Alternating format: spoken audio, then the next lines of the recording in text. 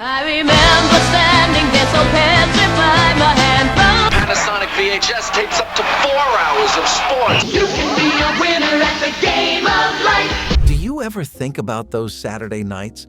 The ones that felt like everything you grew up with, all in one evening? In the 1970s, Saturday nights meant comfort, routine, and time together. So when did something so ordinary start feeling like something we lost? There was nothing more Saturday night than the Loveboat airing at 9 p.m. It was the kind of show that made you feel like the weekend was something special, even if you never stepped foot on a cruise ship in your life. Families would shuffle around the living room, maybe finish dinner early just to catch that iconic opening theme and sit down in front of a glowing screen. After a long week of work, school, or chores, the Loveboat gave everyone a reason to just sit back and coast. Some people even dressed a little nicer to watch it. Not kidding. You would hear Isaac the bartender and suddenly crave a fruity drink, even if it was just orange juice with a cherry in it. You always knew a juicy scandal was coming when Julie, the cruise director, started whispering to someone. Back then, this was the definition of must-see television. A whole generation learned about adult relationships from this silly little ship that never really left the dock, but still made you believe it was sailing somewhere warm. Ordering pizza from a local parlor on a Saturday night was not just food, it was ritual. You did not open an app or scroll through options like a bored king.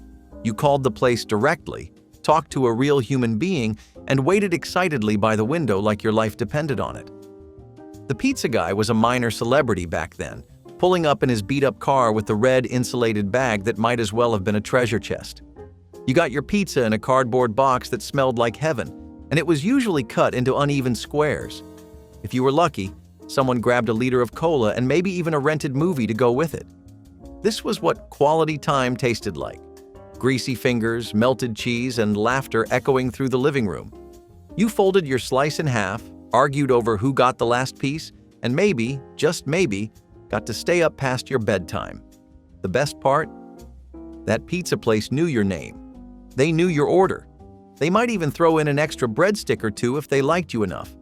And no matter how your week had gone, you could count on that local joint to deliver comfort in a box. Dancing to Donna Summer and the Bee Gees at house parties was its own kind of teenage religion. You did not go to those parties to talk about school or grades. You went to move. Someone's older sibling had a record player or maybe an 8-track tape deck, and once Stayin' Alive hit the speakers, everything else just faded away. Lights went down, somebody would hang up a single-colored bulb or throw a scarf over a lamp for that disco effect, and just like that, your living room became Studio 50 Saturday. You did not need a strobe light, just shag carpet and energy. Everyone brought their best moves, or at least tried to. Some kids really had it, those sharp, clean disco steps like they had practiced for hours. Others just made up for it with enthusiasm and wild arm waving. Donna Summer's voice would rise up and everyone would scream the chorus like their lives depended on it. It did not matter who you danced with. It was all about that moment of letting go. At some point, someone always spiked the punch, even if it was just soda with extra sugar. You would sweat, laugh, spin, fall, and get back up again. Those parties ended with sore feet, ruined hair, and smiles you could not wipe off your face. And the next morning, all you could think about was doing it again next week. Watching the Mary Tyler Moore Show was like sitting down with someone who actually got you. On Saturday nights, this show was the cozy, clever little gift waiting for you after dinner. It had jokes that landed differently, smart, fast, full of personality, and Mary herself was something else. She was not the perfect housewife or the slapstick sidekick. She was figuring it out, just like you. Her apartment was small but cute, her job was challenging, and her friends were just messy enough to make you feel normal. Parents liked it because it was clean, but not dull. Teenagers liked it because it felt grown up without trying too hard. Even your grandparents would chuckle when Ted Baxter said something ridiculous. Saturday nights with Mary were safe, thoughtful, and real. And that hat toss in the opening? Iconic. It made you believe you could take on the world too, just by showing up. The pacing was slow by today's standards. But that gave you time to breathe, to sit back and enjoy the ride. There were not a million things happening on screen, just people being human. That kind of show hits differently when the world outside feels too loud.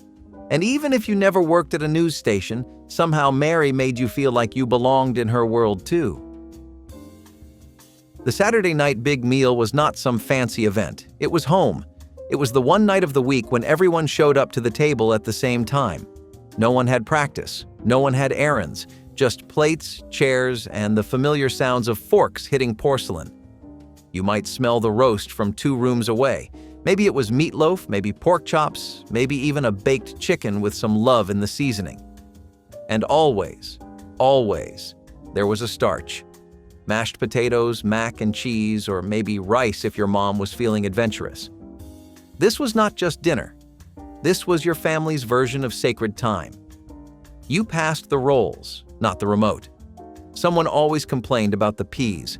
Someone else reached for the butter before grace was even said. The television might still be on in the background, but it was low, because tonight was about being present. And even when the conversation was small or awkward or full of groans from tired teenagers, there was something grounding in the ritual of it all. That meal told you without words that your people were here, that you mattered, and that you were fed. Physically, emotionally, maybe even spiritually. The big meal was not just about food, it was about coming home to each other. Roller rinks and disco lights were the ultimate Saturday escape. There was just something about the smell of rental skates, the loud thud of disco music, and the flicker of mirrored lights spinning across the rink that made everything else melt away. If you were lucky, your parents dropped you off with a few dollars and a promise to pick you up in 2 hours. Long enough to skate laps, stumble into your crush, and maybe work up the nerve to ask someone to do the slow skate with you. Roller rinks were equal parts freedom and fantasy. You were not just skating, you were flying. Kids would do tricks they had no business trying. Some wore satin jackets with stripes down the sleeves. Others wore whatever looked flashiest under the lights. Donna Summer blasted overhead, and suddenly you were skating like you were in a music video. And when Emotion or How Deep Is Your Love came on, the lights dimmed just a little, and people paired off. If you ever got a handhold during that part, congratulations. You basically got married in roller rink terms. Then it was back to the snack bar. Greasy fries, cherry slush, maybe a slice of frozen pizza that tasted like victory. Even if you fell, it was worth it. Because on that rink, nobody cared who you were at school. You were just there to move, glow, and maybe fall in love for 2.5 songs. Right after the Loveboat ended, you better believe Fantasy Island came on. And that double feature was everything. It was like dessert after dessert. First you had romance on a cruise ship, and then you were whisked away to an island where your dreams came true. Sort of. The opening credits alone set the tone. Dramatic music, Mr. Rourke in his white suit, and Tattoo ringing the bell and shouting, "Deplane! Deplane!" That was your cue to grab a blanket and get ready. Because whatever was about to happen, it was going to be weird, wonderful, and just a little unsettling. Fantasy Island was where rich people showed up with strange wishes and always learned a lesson the hard way. One week, someone wanted to be a rock star. The next, a pirate. And somehow every episode made you feel like you were watching something just a little grown up. Not dirty, but definitely mysterious. Parents got way too into it, trying to guess the twist before it happened. You sat there with wide eyes, wondering if you could ever afford to fly to a place like that, even if it meant learning a lesson yourself. Saturday nights with Fantasy Island made you believe the world had more magic than you gave it credit for. And when the credits rolled, you could not wait for next week's mystery to unfold. Lighting up the backyard barbecue on a Saturday night was peak suburban paradise. If you smelled that smoky charcoal wafting over the fences, you knew someone was doing it right. Dads in polo shirts would man the grill like it was sacred ground, flipping burgers with way too much pride. Kids ran around barefoot, probably sticky with popsicle juice and mosquito bites, while moms laid out plates with matching paper napkins and store-bought potato salad. It was not fancy, but it felt rich. Hot dogs, baked beans, grilled corn. It was everything. And when the sun started to dip and the string lights kicked on, that was the moment. That was summer. Even during colder months, someone always tried to make the barbecue work. It was a symbol, a little act of rebellion against the week's stress. The barbecue said, "We are not in a rush tonight." There was music coming from the open windows, maybe Chicago, maybe Fleetwood Mac. Laughter, a dog barking, someone chasing a runaway frisbee. The fire crackled and the meat sizzled and everyone just felt full, even before the food hit the table. These nights were not about perfection. They were about togetherness, about neighbors waving across the yard and kids falling asleep in lawn chairs. Just meat, fire, family, and the faint sound of Saturday playing in the distance. Going to the drive-in movie theater felt like winning the weekend. You piled into the car with pillows, blankets, and snacks that definitely did not come from the concession stand. Mom popped popcorn at home. Dad snuck in soda bottles wrapped in newspaper. And the kids? They just tried to stay awake long enough to see the second feature.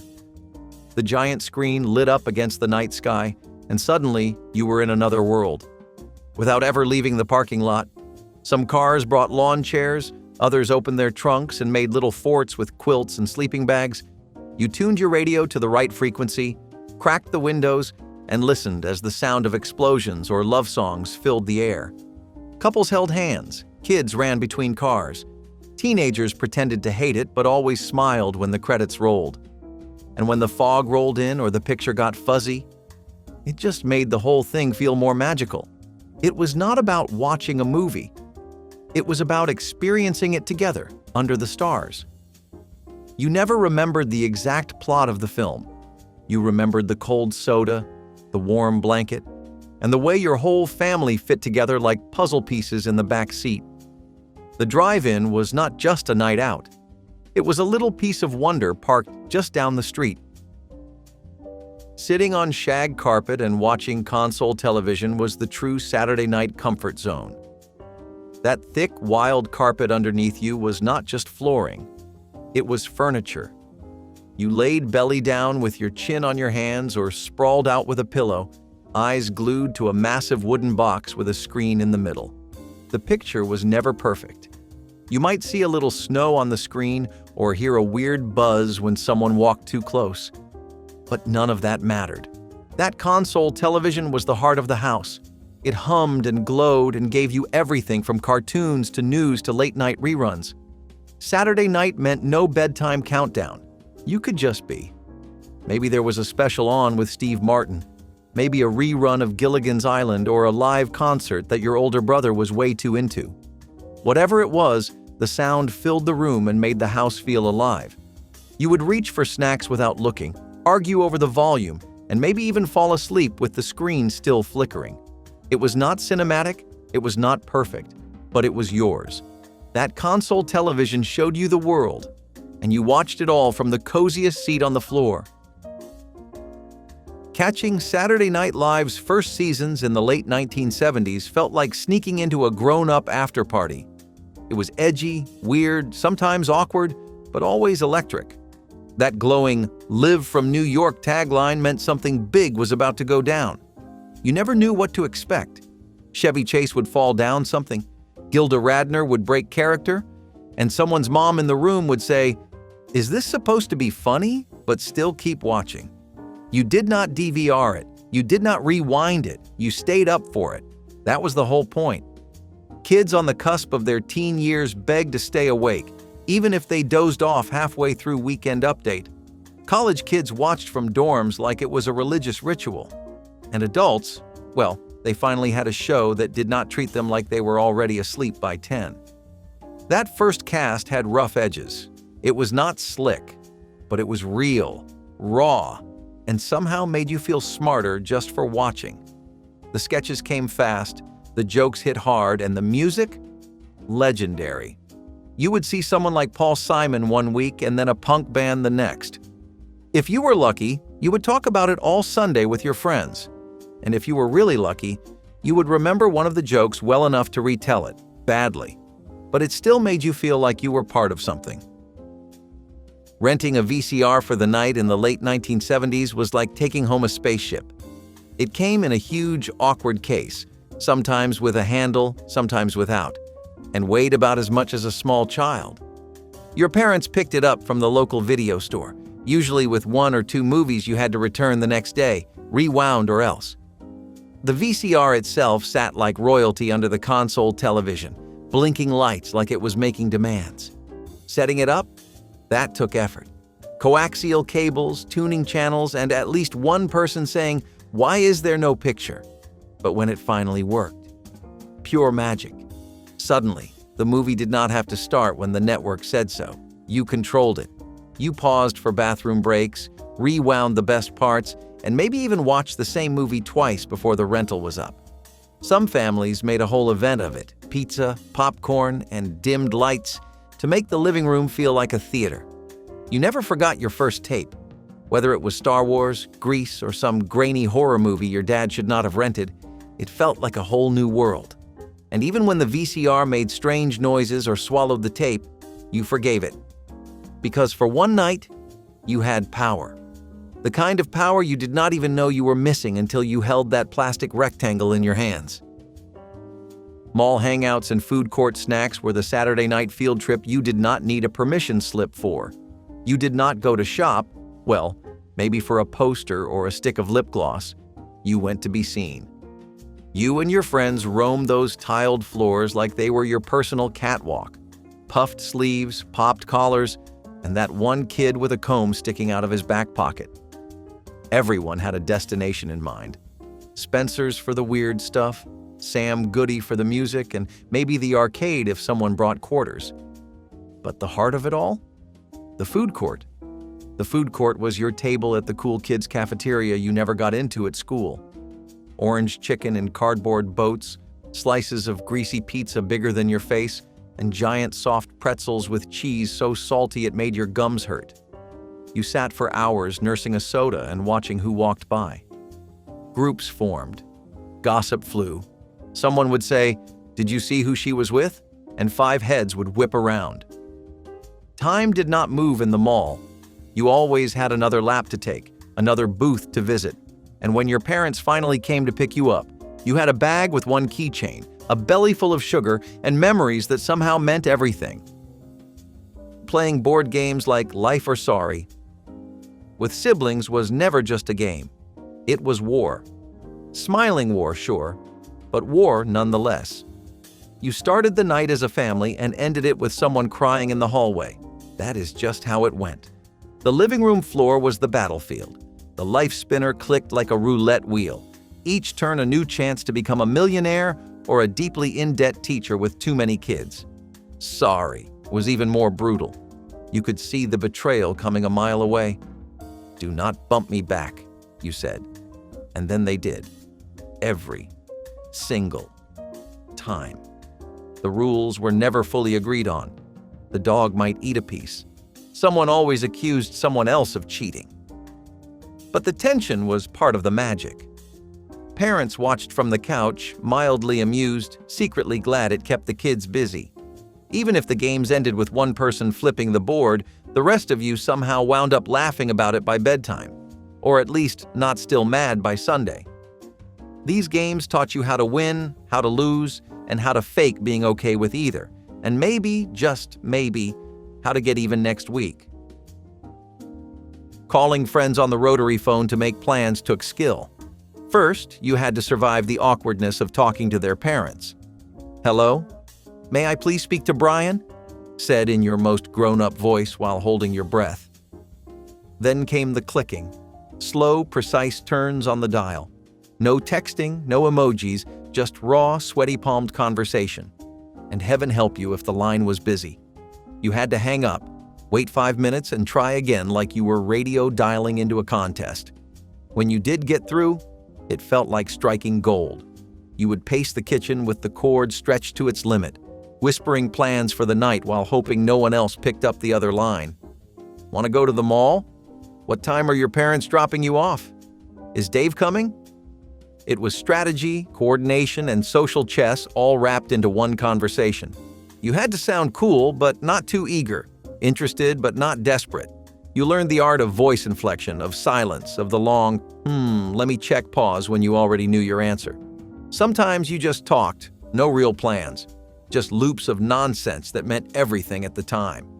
And when the call finally ended, you held the receiver for a second longer, just to feel the weight of it. Because that phone line, that was your lifeline to the world outside your house. Catching a local high school football game on a Saturday night was less about football and more about being there. You did not need to care who was winning. You just needed to show up. The bleachers filled with parents holding thermoses and kids wearing school colors painted on their cheeks. Band kids warmed up in the distance. Cheerleaders practiced flips. And the rest of us? We walked around the track like it was a runway. The game played on, sure, but most of your attention was on the stands, the sidelines, and who was standing next to who. Someone had a crush. Someone wore a new jacket. Someone was starting rumors by the concession stand over a cup of hot cocoa and a bag of stale popcorn. The cold air wrapped around you like a denim jacket too thin for the weather. You did not care. This was your scene, your version of nightlife. After the game, everyone packed into someone's car or wandered to the nearest burger joint or just stood around in the parking lot talking about nothing for way too long. You would hear a horn honk, a parent yelling, and suddenly the night was over. But it never felt like a waste. These games were where memories were quietly built. Not in the touchdowns, but in the little moments in between. Listening to Casey Kasem's American Top 40 Countdown was how you measured time. Not in minutes, but in songs. You would turn on the radio, maybe in the kitchen while doing chores or on your bedroom stereo, and just let the countdown guide your evening.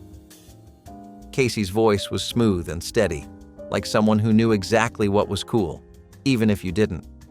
He would tell little stories between tracks, like how the number 12 song was written in a hotel bathroom or inspired by someone's breakup. These details made the songs more than just sound. They were snapshots of people's lives.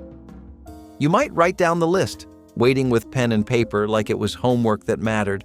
Number 1 was the crown jewel. You would predict it, bet on it, argue about it with your siblings, and when your favorite song hit the top spot, victory, pure, uncut joy. Even if you could not buy the record or tape yet, hearing it live gave you bragging rights. Sometimes Casey would do a long-distance dedication that made you cry, even if you did not know the people. Other times, he would preview an up-and-coming hit that would stick in your head for days. This countdown was not just music. It was connection, a way to feel plugged in to something bigger, coast to coast, note by note. Grooming for the disco was practically an Olympic sport. You did not just get ready, you prepared. Hair curlers, hot combs, mousse, cologne, perfume, the works. It started hours before the music did. You laid your outfit out on the bed like a soldier laying out armor. Bell bottoms with a perfect crease, a shirt with just enough shimmer to catch the light but not blind people. And the hair? The hair had to be right, big, styled, sculpted. You might borrow your older sibling's hairdryer or raid your mom's vanity for that one cologne you were not supposed to touch. Everyone had their own ritual. Some put on records to set the mood while they dressed. Others practiced moves in the mirror to Donna Summer or the Bee Gees, trying to lock in that one spin without falling over. Accessories mattered too. Chains, bangles, rings, and belts that jingled just enough to say, "Yes, I have arrived." You did not rush this part, because looking good meant feeling good. And when the lights hit you on that dance floor, all that prep turned into pure confidence. For one night, you were not just someone from the block. You were a star, shining right in time with the beat. Watching Hee Haw or the Lawrence Welk Show with your grandparents on Saturday night was a rite of passage. Not one you asked for, but one you learned to appreciate. The moment that banjo twanged or bubbles floated across the screen, you knew it was going to be a different kind of evening. You sat on the couch, sandwiched between doilies and knitted throws, while Grandma chuckled and Grandpa tapped his foot. Hee Haw had corny jokes and country music that somehow stuck in your head all week. And Lawrence Welk? That was pure showbiz charm. Polka bands, synchronized singers, and enough matching outfits to make your eyes blur. You might have rolled your eyes at first, But after a few weeks, it started to feel nice, familiar, safe. You saw the same faces, heard the same warm laughter, and even learned a little something about music that was not in the top 40. Your grandparents looked so happy during these shows, like they were visiting old friends. And even if it was not your kind of entertainment, it became your kind of moment. A time when generations met on the same couch and shared something, anything together. Attending church youth socials or basement dances was like stepping into an alternate world where things were almost romantic. But not quite. The lights were low, the punch was red, the music was safe enough for the pastor's ears but still had a little rhythm you could sway to. Boys stood on one side, girls on the other. Until that one brave soul crossed the gap and asked, "Do you want to dance?" Suddenly, it was a night to remember. You were not grinding or grinding gears. You were swaying. Maybe holding hands, maybe just awkwardly stepping side to side while a slow song hummed through the speakers. Church basements had this magical, musty charm. Tiled floors, folding chairs, balloons taped to cinder block walls. Adults hovered but tried to look like they were not. You knew every move was being watched, and still, that made it kind of exciting. You dressed a little nicer, combed your hair a little better, practiced smiling without showing braces. And by the end of the night, whether or not you danced, you felt older somehow, more seen. These socials were not wild parties, but they were something better. A gentle space to try out the art of being around other people, of connecting, of feeling something flutter in your chest and wondering what it meant. Wearing bell-bottoms and platform shoes to parties was not just about fashion, it was about making an entrance. The pants flared out like wings, brushing across shag carpet or polished tile, and those chunky shoes added 3 inches of height and 10 pounds of swagger. You could hear someone coming before they turned the corner, click-clack, like disco boots meeting destiny. Kids would spend hours in the mirror making sure their flair was just right, their shirt was loud enough, and their belt buckle could blind a small crowd. It was all part of the performance. You did not walk into a party. You arrived. Friends would whistle. Strangers would glance. And you? You pretended not to notice, even though your whole outfit screamed, "Look at me!" The dance floor was your runway, and if your pants moved like curtains and your shoes made you taller than your crush, all the better. These clothes were not subtle, but then again, nothing about the 70s really was. Dressing up was freedom. It was theater. It was your way of saying, "Yeah, I belong here, and I brought the glitter." Going out for ice cream at Baskin Robbins was a sweet, simple reward that felt like winning the whole weekend. Saturday nights were made for it. After a movie, after a game, after nothing at all, this was the place families and couples ended up. You walked through those glass doors, already dizzy from the cold air and the smell of sugar, and immediately faced the Holy Grail. 31 flavors. Every kid had their go-to: bubblegum, mint chocolate chip, Rocky Road if you were feeling dramatic. The pink spoons were the real magic trick. Just one little taste could throw off your whole decision. The workers always seemed patient, maybe because they knew the moment mattered. You were not just picking ice cream, you were picking memory. Some people got scoops and cones. Others went all out with sundaes, sprinkles, whipped cream piled high like a celebration. And if you sat at one of those tiny tables under the soft fluorescent lights, smiling with sticky fingers, you were doing Saturday night right. Because even if the world outside felt big or complicated, inside that shop, it was just you, your people, and a perfect scoop of joy. Gas station hangouts and cruising Main Street were the unofficial teen pastime of every small town. You did not need a plan. You just needed a license, a little gas money, and the right playlist. Kids packed into cars, usually hand-me-downs from their older siblings, and drove in circles with no destination in sight. You honked at friends, nodded at rivals, and maybe stopped at the corner gas station to grab a soda or just loiter by the payphone. Sometimes you pulled into the station just to lean against your hood, tell a joke, or ask if anyone had heard the new Aerosmith song. Time stretched out like the road itself. You were not trying to impress anyone. You were just trying to make the night last. Those neon signs, the sound of engines, the scent of gasoline and cologne. They all mixed together into something that felt bigger than it was. Freedom, in 4 wheels and a lit-up dashboard. Homemade fondue dinners were the grooviest way to turn eating into an event. It started with a big pot in the center of the table, melted cheese, chocolate, or even hot oil bubbling like a lava lamp. Everyone got their own little fork, and the rule was simple: dip, swirl, eat, repeat.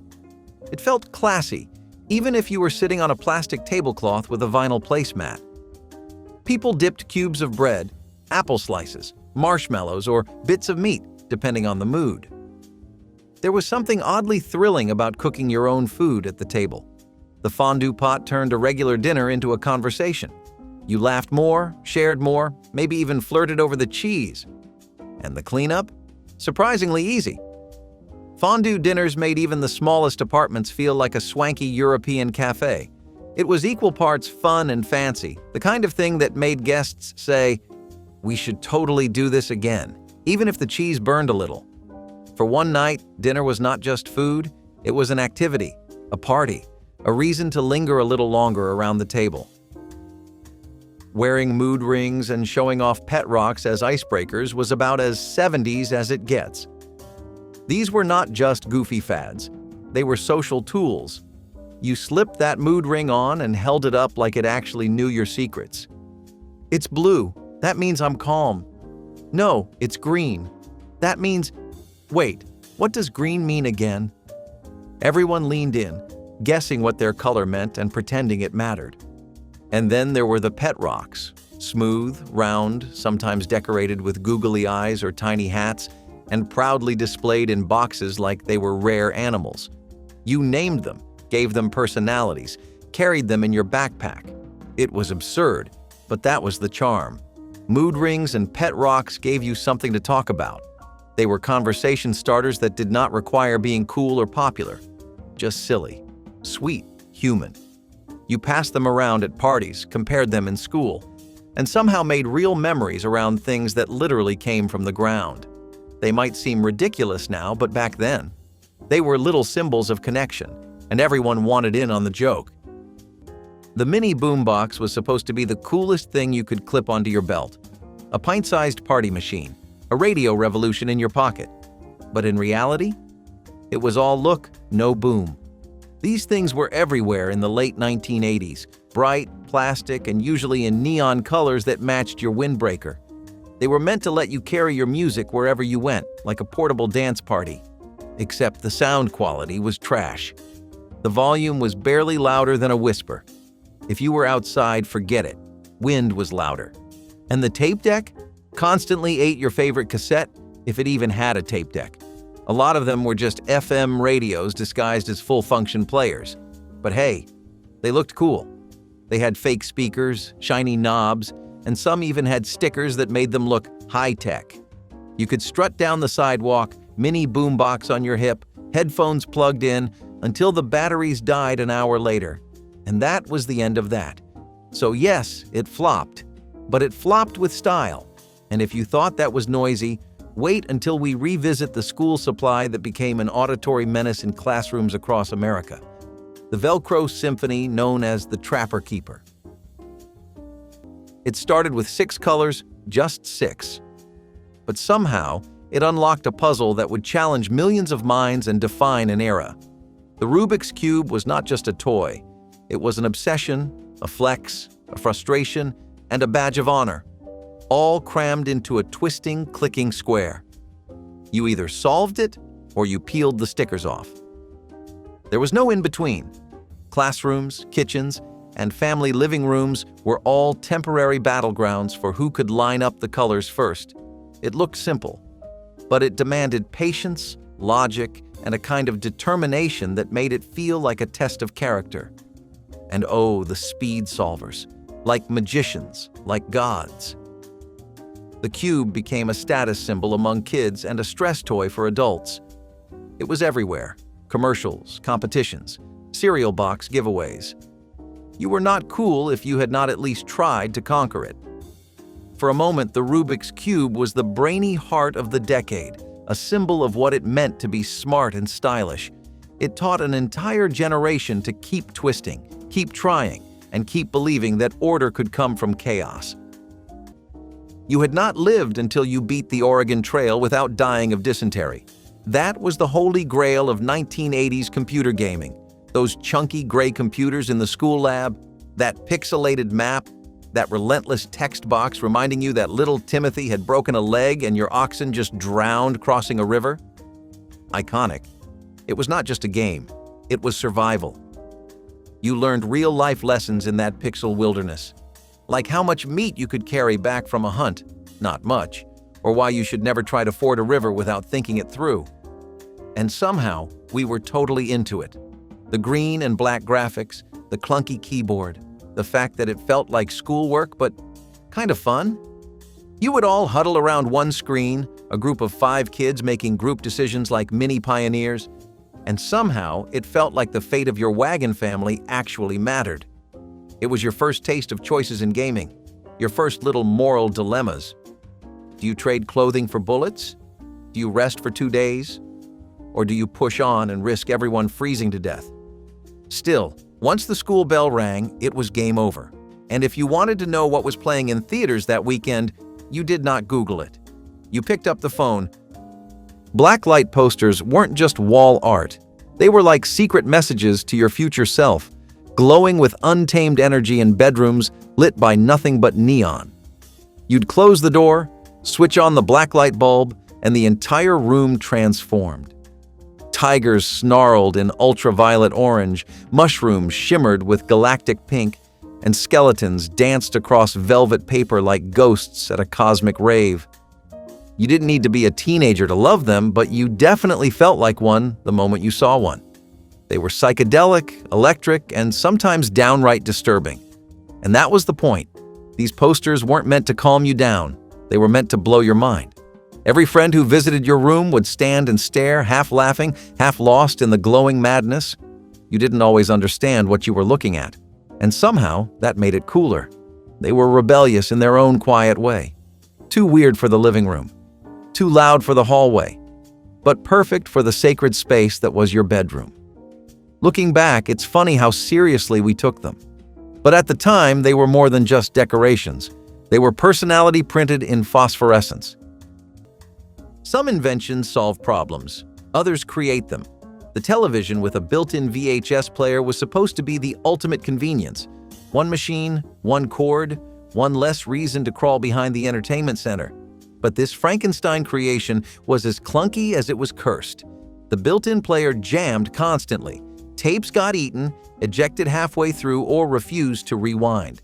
And if the television broke, say goodbye to your movie nights. Repairs were complicated and expensive.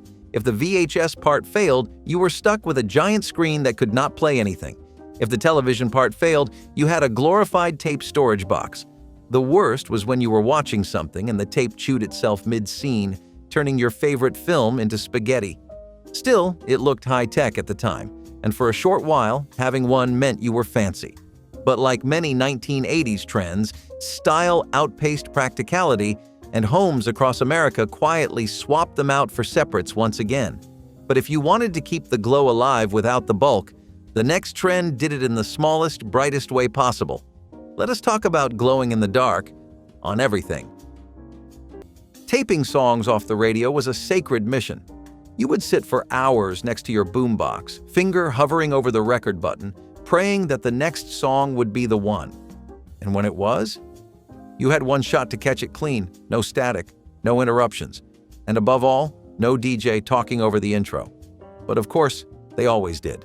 The opening notes would hit, your heart would race, and just as you hit record, that was the latest from Madonna. Coming up next, we've got... And just like that, your perfect mixtape moment was ruined. You would yell at the radio like the DJ could hear you. Why? Why do you do this to me? It was a battle of timing and nerves. Some kids got sneaky and recorded during the night shift when the hosts were quieter. Others became masters of timing, predicting when the chorus would drop, when the ad break would hit. It took real skill. And even if you missed a few seconds of the intro, you still labeled the tape like it was gold. You were not just building a playlist, you were capturing a moment. Free music, sure, but earned through effort, patience, and pure willpower. And if you were serious about your song collection, you were not stopping at one track. You were building an entire soundscape, one emotional banger at a time. The future did not arrive with a bang. It arrived in a beige plastic box that hummed quietly on a desk in the corner of your house. The Commodore 64, the Apple Macintosh. These were not just machines, they were portals into something entirely new. You typed, and the screen listened. You clicked, and doors opened. At first, it was simple. Word processors, floppy disks, a little green cursor blinking like it had a secret. But quickly, it became more. Games, learning, possibility. For kids, it was a playground.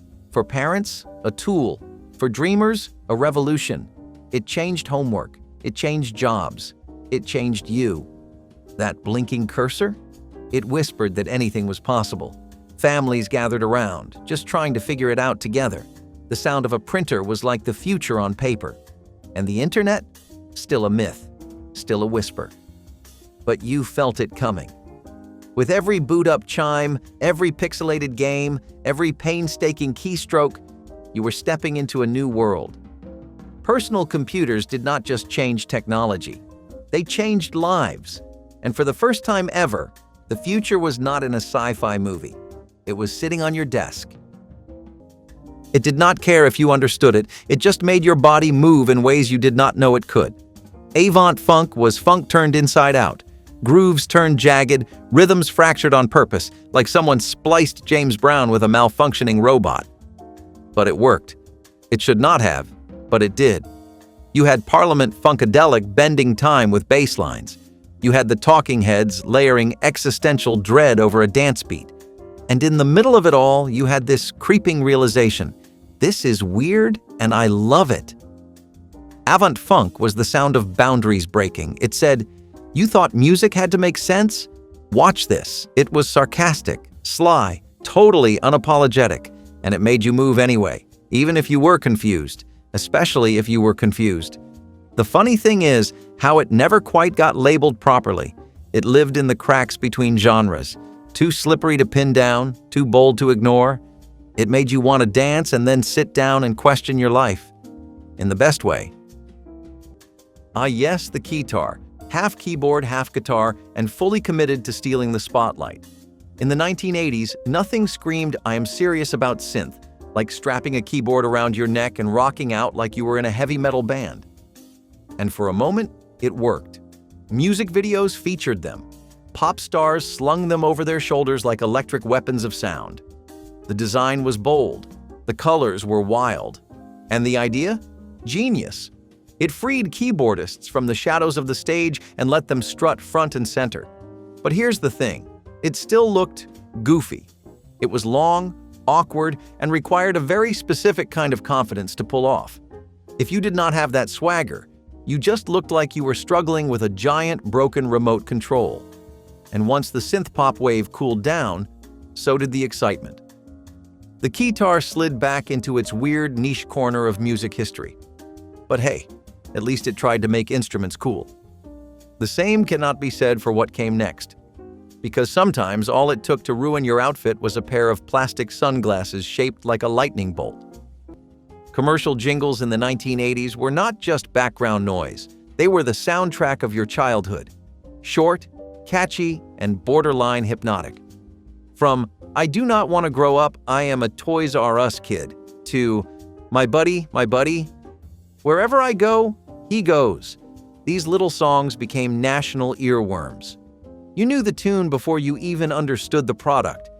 And even now, decades later, you probably remember all the lyrics without trying. Fast food chains, toys, theme songs for cereal, they all knew how to brand themselves right into your brain. And we loved it. These were not just ads. They were pop culture. Kids would sing them on the playground like they were chart-topping hits. Some even had dance routines. And the best ones? They felt like a little burst of joy in between the shows you came to watch. It was marketing, sure, but it was also magic. A 30-second clip that made you beg your parents for action figures, Happy Meals, or the latest sugary snack with a weird mascot.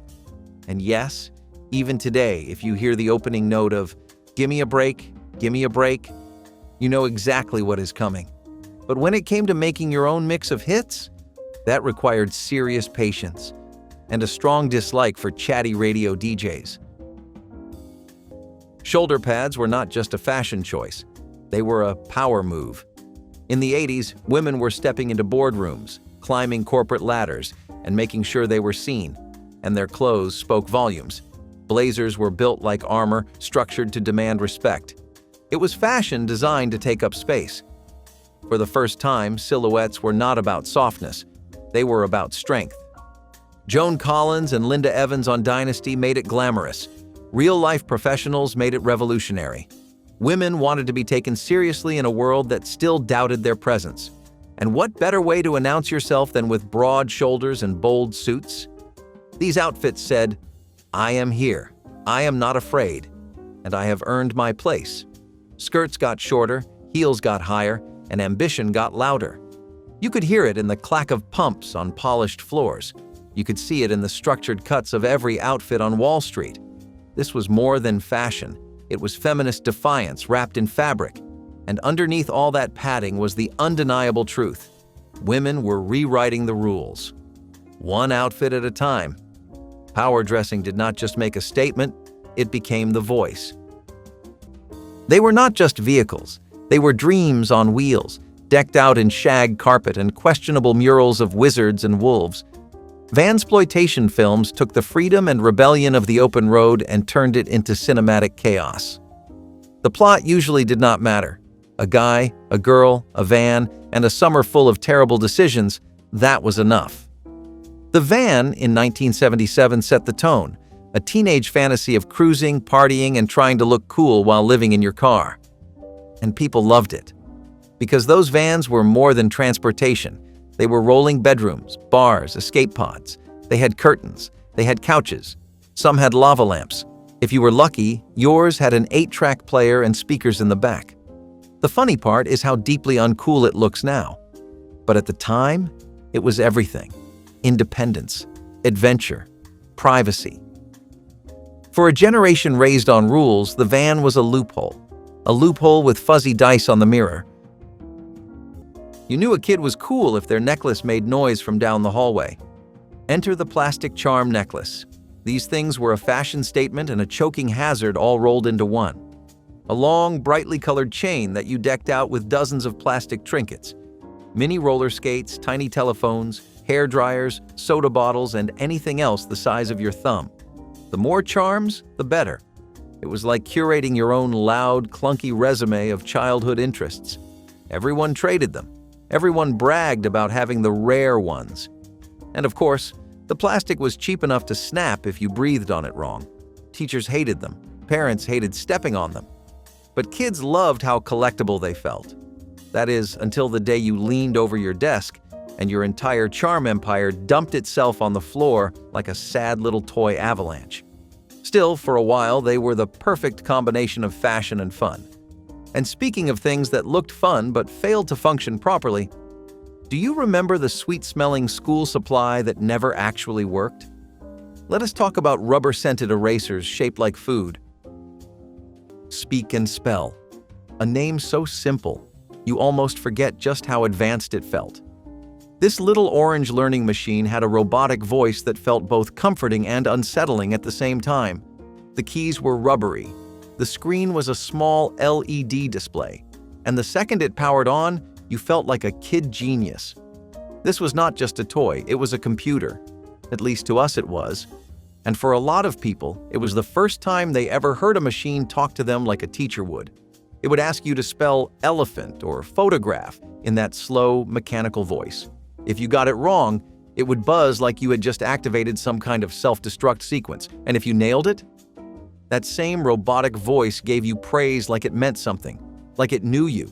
Speak and Spell was part game, part lesson, and 100% magic. You did not need Wi-Fi. You did not need batteries half the time. All you needed was the imagination to believe that this talking toy was the smartest machine in the house. And sometimes, it probably was. Of course, intelligence was one thing, but style? That was another story. If you were the kid with this next item, everyone knew you had your life together.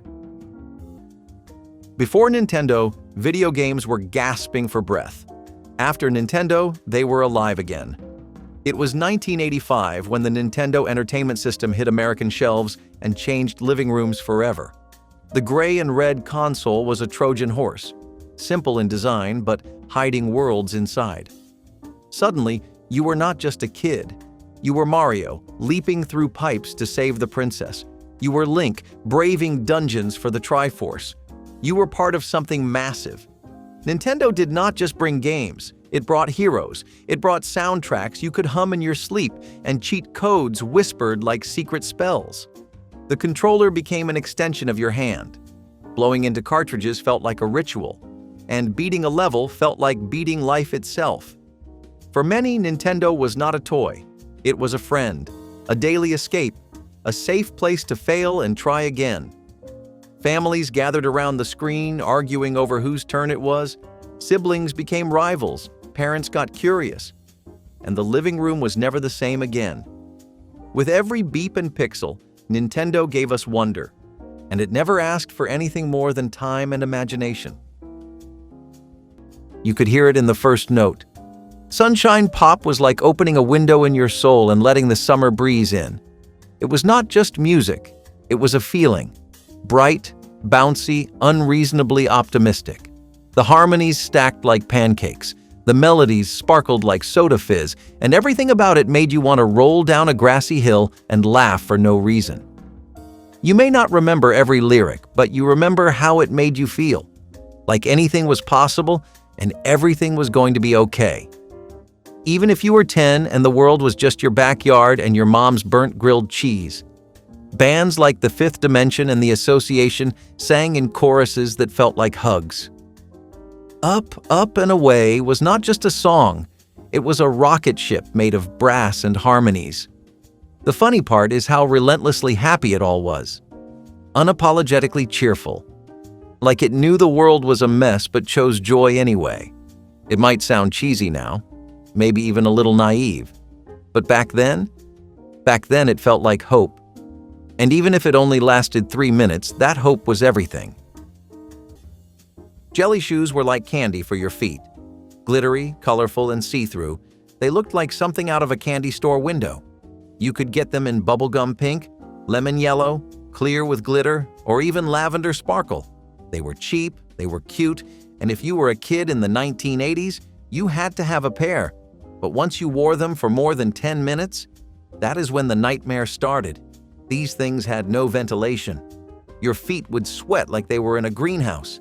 By midday, your socks were soaked, or worse, you were wearing them barefoot, and the plastic would start sticking to your skin like flypaper. The straps would dig into your ankles. Blisters were basically part of the experience. And the smell? Let us just say it was somewhere between melted plastic and shame. Still, they were a rite of passage, and fashion pain was part of growing up. But if jelly shoes were a questionable fashion choice, the next trend somehow managed to make your middle school photo look like a science fiction movie poster, and not in a good way. Owning a Trapper Keeper in the 1980s felt like owning a briefcase made just for kids, but with neon colors, Velcro, and personality. These were not just folders. These were statements. You did not just store your homework in a Trapper Keeper. You stored your identity. From bold geometric designs to wild illustrations of race cars, dolphins, or laser grids that looked like they belonged in a science fiction movie, the outside of your Trapper Keeper said something about you. And that satisfying rip of the Velcro? That was music. It had pockets for pencils, slots for notes, compartments you never used but felt cooler just knowing they were there. There was something so absurdly organized about them that it made you want to turn your life into a schedule. You would write the dates on your notebook dividers, color code your subjects, and then forget all of it by Wednesday. But hey, the effort was there. You felt important carrying one around. It made you feel like you were growing up, and even if you never opened it for anything other than doodling weird cartoons during math class, it still felt like a win. But when it came to keeping track of things, there was one object that really made you feel like a collector, and not just of stuff, but of memories. The shopping mall was more than a place to buy things. It was the beating heart of teenage life. You did not just go to the mall, you lived there.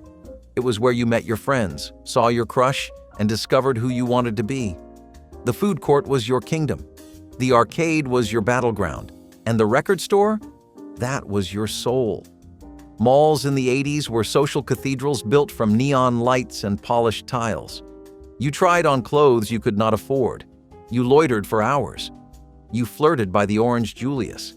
And if you were lucky, your favorite store had a photo booth to capture the chaos. Escalators became runways.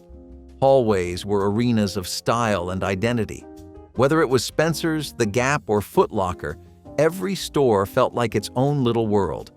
You were not just shopping, you were performing. The mall was your stage. Your friends were your co-stars. And the soundtrack? A steady stream of synth pop and laughter echoing off the glass. It was where friendships began and hearts broke, where trends were born and gossip spread faster than wildfire. In the 80s, the mall was not just a building, it was the center of the universe. Beanbag chairs were anti-furniture. They didn't care about structure, design, or lumbar support. They just wanted you to plop down, sink in, and forget your bones existed. They came in colors that didn't match anything: burnt orange, pea green, electric blue, and textures that felt like cheap dreams. Vinyl usually, sometimes velvet, always squeaky. You didn't sit on a beanbag, you disappeared into it. For kids, they were a throne. For teens, a nest. For adults, a regrettable purchase they kept anyway. They made you feel like you were living in a space-age lounge or the back room of a groovy record store.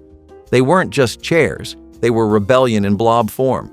Beanbags made rooms feel like clubs or crash pads. No corners, no edges, just wobbling, sagging piles of synthetic comfort. They were everywhere: basements, dorms, bedrooms, game rooms. And the moment you fell into one, you stopped caring about anything else. That was the trick. The funny part? They were impossible to get out of gracefully. You didn't stand, you rolled, you crawled, you clawed at the air like you were escaping quicksand. But that was part of the charm.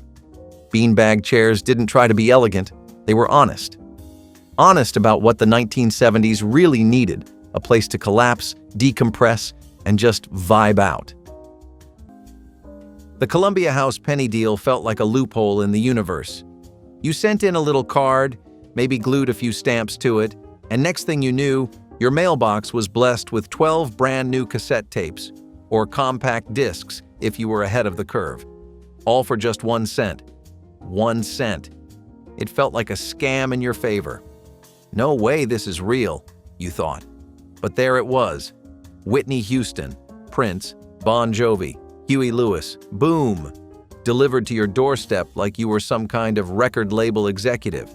Of course, the catch was that you had to buy more albums at full price later.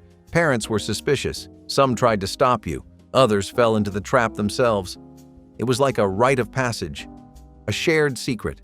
A little music heist you got away with. Until the bill came due, of course. Still, there was no denying the power of opening that box. Shrink-wrapped covers. That new plastic smell. Your very own collection. But for real-time music discovery? You only needed one thing. 3 letters, 1 channel, and a whole lot of attitude. There are hairstyles, and then there are structural engineering projects. Gravity-defying bangs, held aloft by industrial-strength hairspray, were the crown jewels of 1980s style.